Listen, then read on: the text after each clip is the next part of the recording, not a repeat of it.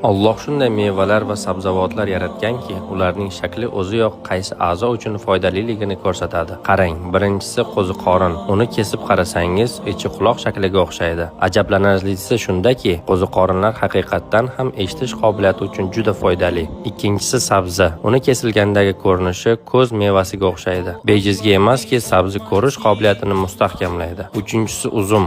Uzum shingillari o'pka alveolalariga o'xshaydi va u nafas olish tizimi salomatligini saqlashga yordam beradi. To'rtinchisi yong'oq. Uning shakli inson miyasiga ajoyib darajada o'xshaydi va u miya faoliyati hamda xotirani mustahkamlaydi. Beshinchisi pomidor. Uni yarmiga bo'lganda yurakka o'xshaydi va haqiqatdan ham yurak qon tomir tizimi salomatligini qo'llab-quvvatlaydi. Oltinchisi loviya.